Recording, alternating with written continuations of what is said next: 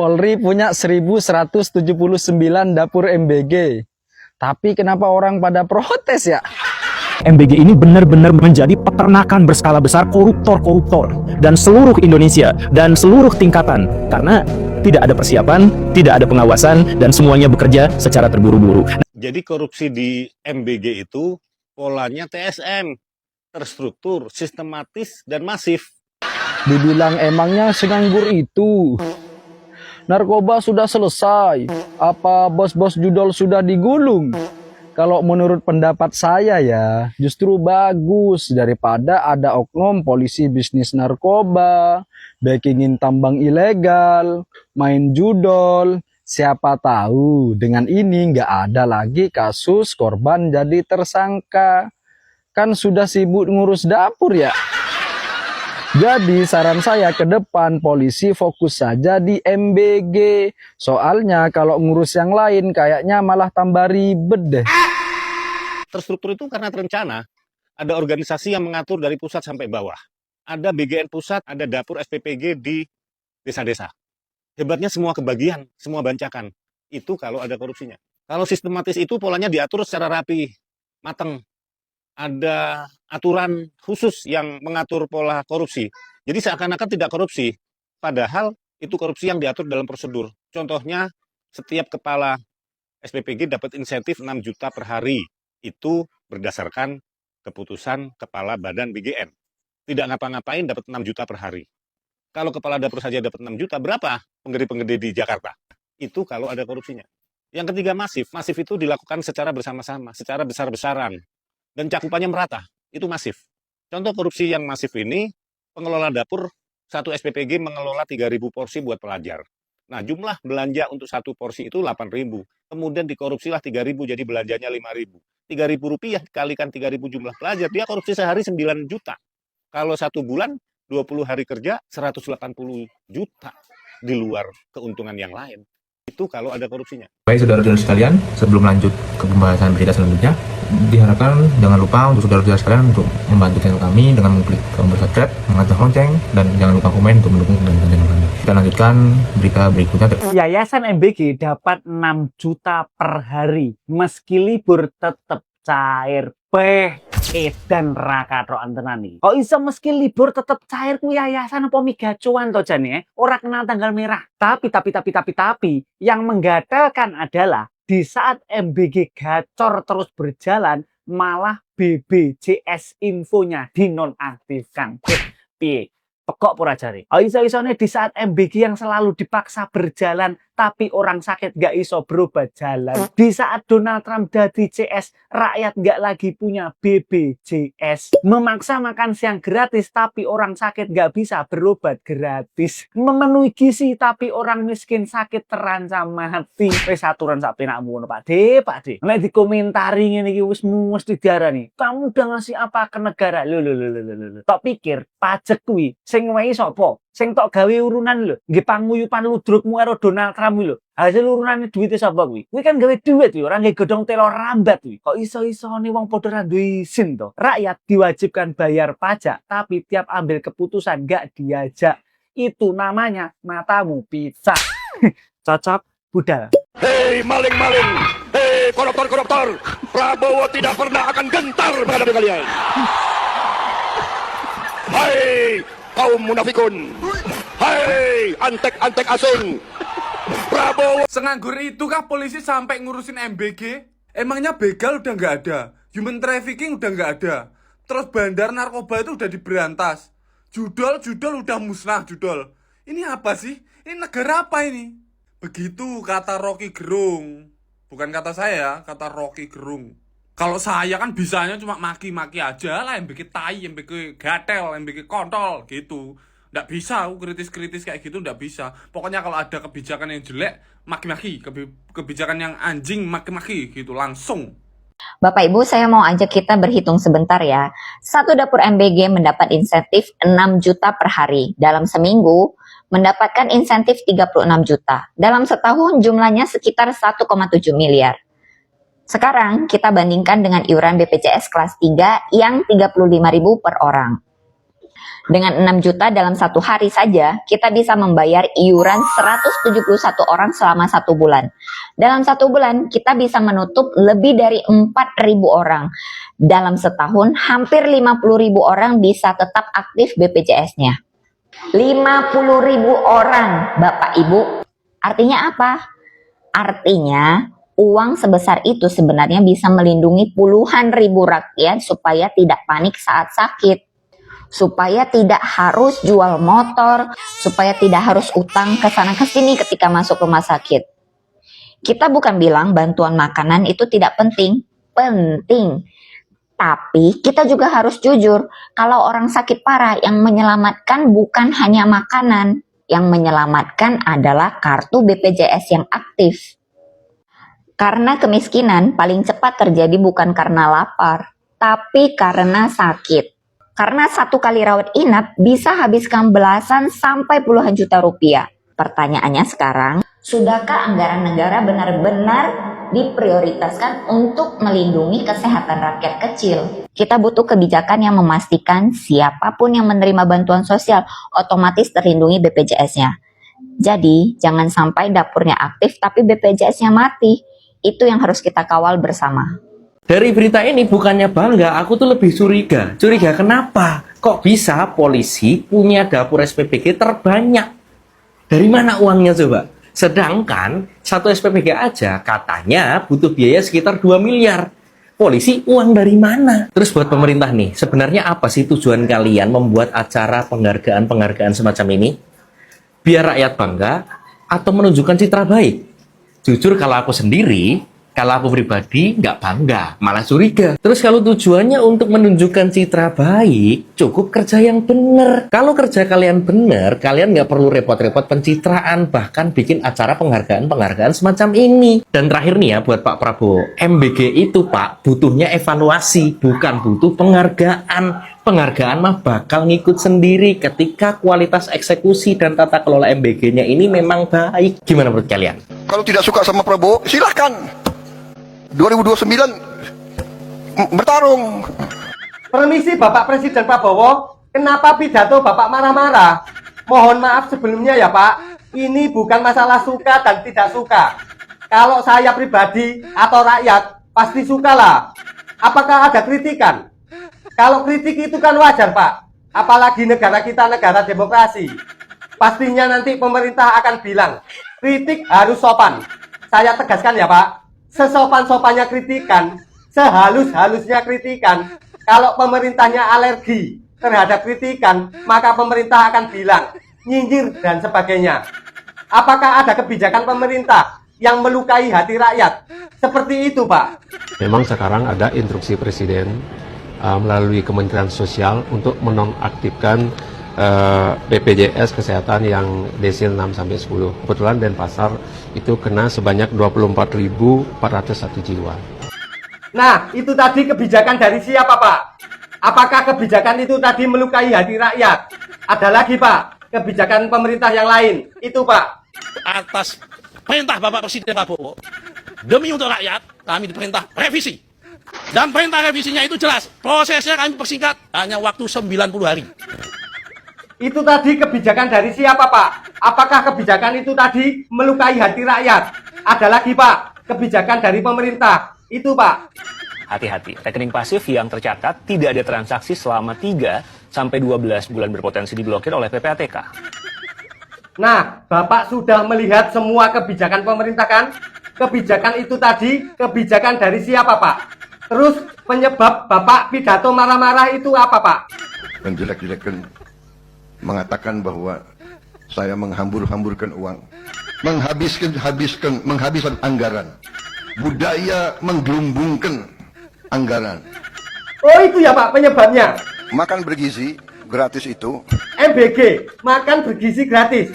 Mohon maaf Pak sebelumnya. MBG itu kan uangnya dari APBN, dari pajak rakyat. Mohon maaf Pak sebelumnya. Kalau MBG uangnya dari APBN, dari pajak rakyat, itu namanya bukan gratis Pak. Kecuali uangnya dari uang pribadi. Itu baru gratis Pak. Permisi Pak, mohon maaf sebelumnya. Kita ganti nama aja Pak. Gimana? Proyek Bancaan Nasional. Gimana Pak? Permisi Pak Ustadz. Gimana menurut Pak Ustadz tentang EBG? Saya termasuk orang yang percaya bahwa MBG itu haram untuk dikonsumsi. Saya mohon maaf, tapi kenapa seperti itu? Pertama, MBG itu adalah makanan yang jatahnya anggarannya itu 335 triliun rupiah, dan itu diambil dari memotong anggaran pendidikan 40%, memotong anggaran kesehatan 15%, dan potongan-potongan yang lainnya disatukan sampai sebegitu besarnya, kemudian dibagikan kepada 90% orang kaya.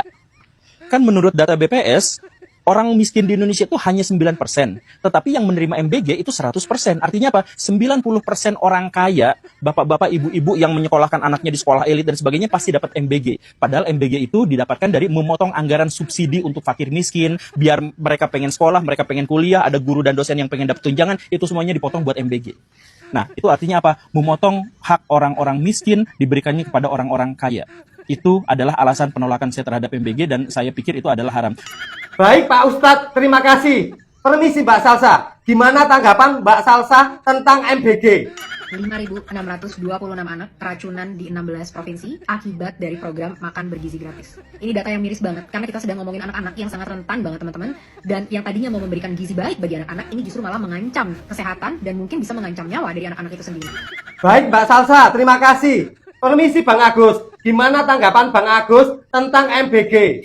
Ketua KPK temukan adanya pengurangan harga makan bergizi gratis dari 10.000 jadi 8.000. Tolong ya, untuk orang-orangnya Bapak Prabowo, orang-orangnya Gerindra, orang-orangnya pemerintahan, video ini dikirim ke Pak Prabowo, disampaikan kepada Pak Prabowo. Lihat Pak, ini Pak, menu makanannya itu Pak. Apa itu Pak? Apa ini? Menunya itu coba. Itu kalau dihitung-hitung nggak sampai 5.000 rupiah Pak. Baik Bang, terima kasih. Permisi Pak, gimana tanggapan Bapak tentang MBG? MBG itu nggak bisa dibandingkan sama bansosnya Jokowi. Program MBG-nya Pak Prabowo itu sebanding dengan program IKN-nya Jokowi. Dan ada satu kesamaan dari dua program ini. Ini sama-sama program brutal. Baik Pak, terima kasih. Permisi Pak, kalau Bapak gimana tanggapan tentang MBG? Kenapa saya bilang melanggar hak asasi manusia? Gara-gara MBG karena anggarannya pindah, fasilitas pendidikan berkurang, fasilitas kesehatan berkurang. Baik Pak, terima kasih. Permisi Pak, gimana menurut Bapak tentang MBG? MBG ini berpotensi untuk membuat APBN kita jebol dan ekonomi melemah, sehingga itu membuat investor melakukan aksi cabut atau profit taking. Baik Pak, terima kasih. Permisi Pak, kalau menurut Bapak gimana tentang MBG? Sudah lihat berita artikel hari ini? Sosok Yasika Aulia Ramadhani, anak anggota DPRD Yasir Mahmud, kuasai 41 dapur MBG di Sulawesi Selatan. Wow, 41 dapur MBG dikuasai, luar biasa. Lihat nih Bapak Prabowo, proyek lahan basah makan bergizi gratis. Baik Pak, terima kasih. Permisi Pak, kalau menurut Bapak gimana tentang MBG? MBG belum memiliki sertifikat halal. Tukang potong ayamnya pun belum memiliki sertifikat halal. Dagingnya pun, produknya pun belum memiliki sertifikat halal. Makanya terjadi keracunan, bahkan kematian yang kita ketahui dari media ke media. Baik Pak, terima kasih. Piye iki Pak Prabowo lho. Goro-goro program jenengan pilok uji utuh lagi. Lho iki kudune wayah istirahat lho. Sepeda mangan kabeh. Lah terus nasibe kaya wong bakulan ngene piye Pak Prabowo? Piye iki lho cilok uji utuh lho Pak Prabowo presidenku? Ya langsung tanya aja Pak ke Bapak Presiden Prabowo dan rakyat 58% oke gas all in kemarin. Permisi Bu, gimana tanggapan Ibu tentang MBG? Itu tidak terjadi sampai hari ini. Adanya program MBG ini kan kita berharap UMKM kita ini bisa hidup. Termasuk para pedagang-pedagang sayur, para petani. Tetapi kenyataannya itu tidak terjadi sampai hari ini. Baik Bu, terima kasih. Permisi Bu, kalau Ibu gimana tanggapan tentang MBG? Yang dibutuhkan pendidikan kita itu makan gratis atau pendidikan gratis? Ya pendidikan gratis lah Bu, dari SD sampai kuliah, pendidikan gratis, pajak gratis, semuanya gratis. Karena Indonesia kan sumber daya alamnya paling kaya, hasilnya lari kemana Bu? Permisi Bapak Presiden Prabowo, ini ada fakta bahwa pemerintah alergi terhadap kritikan. Itu Pak. Seorang guru yang merupakan ASN muda harus rela kehilangan pekerjaannya setelah menjawab pertanyaan dari salah satu muridnya tentang makan bergizi gratis. Makan gratis itu dari pemerintah pakai uang pajak. Jadi kalau misalnya ibu kalian bayar pajak motor, bayar pajak rumah, pajak kalau kalian belanja ke mall, pajak yang dikumpulkan itu dikasih ke Menteri Keuangan, dari Menteri Keuangan dikasih ke Badan Gizi Nasional yang mengurusi tentang makan gratis. Tuh kan Pak, ada seorang guru berbicara fakta tapi dipecat. Itu bukti bahwa pemerintah alergi terhadap kritikan. Kasihan Pak gurunya. Negara macam apa ini? Yang bermasalah kebijakannya, yang semrawut keuangannya, tapi yang diganti malah gentengnya. Gimana sih Bang? Yang bermasalah ekonominya, yang rusak ekonominya. Kenapa gentengnya yang diperbaiki Bang? Gentengisasi.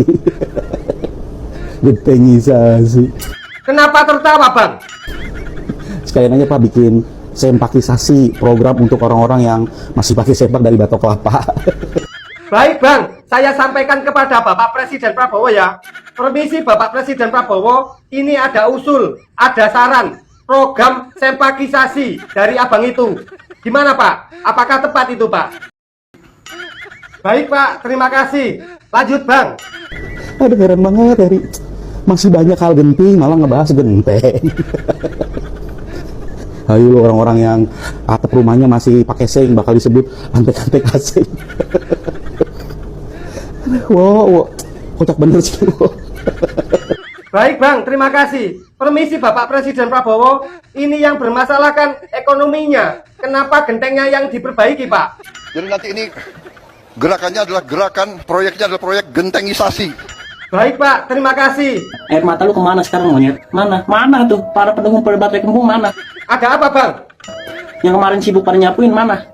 Pendukungnya yang 58% oke gas all in itu ya Bang. Mereka lagi ngumpet Bang.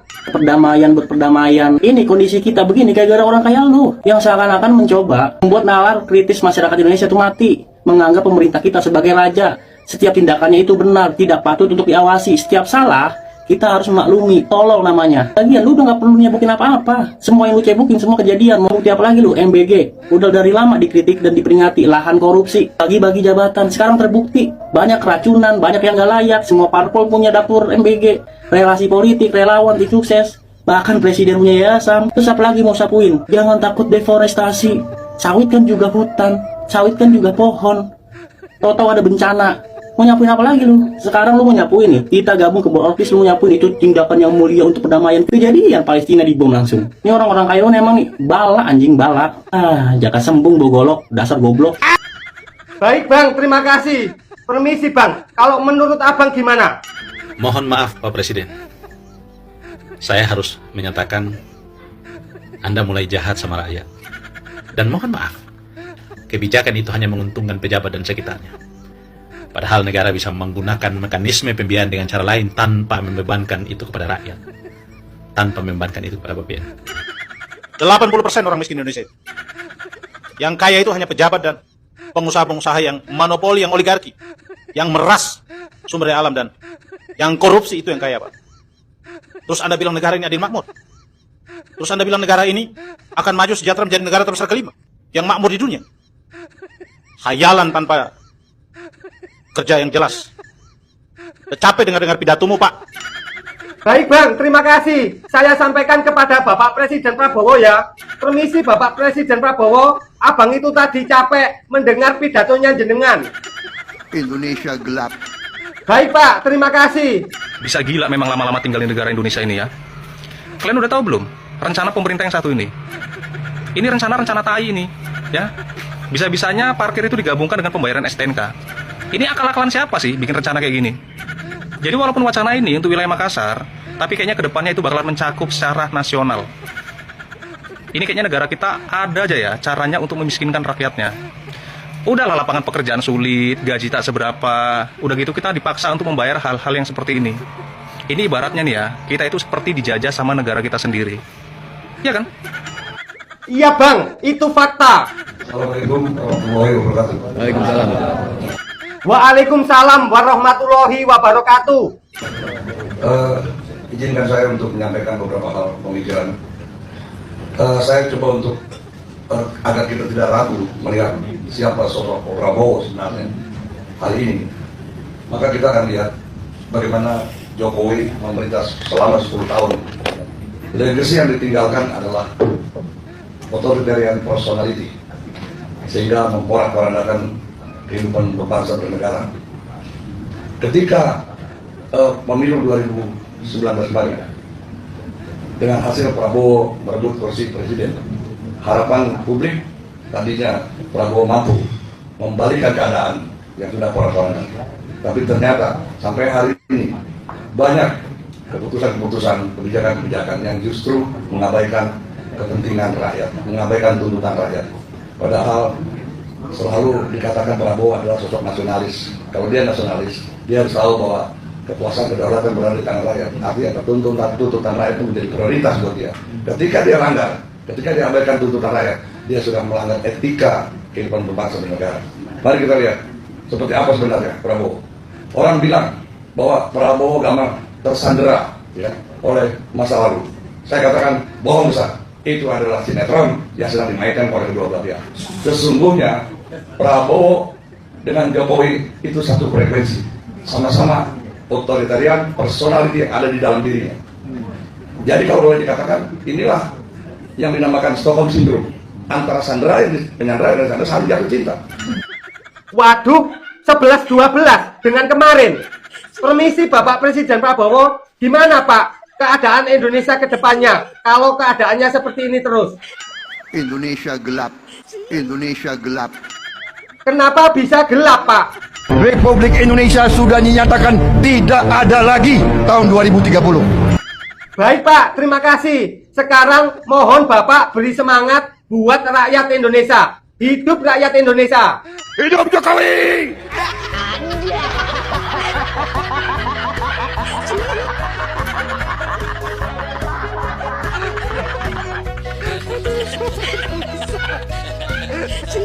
Diharapkan jangan lupa untuk saudara-saudara sekalian untuk membantu channel kami dengan mengklik tombol subscribe, mengacung lonceng, dan jangan lupa komen untuk mendukung kelanjutan channel kami.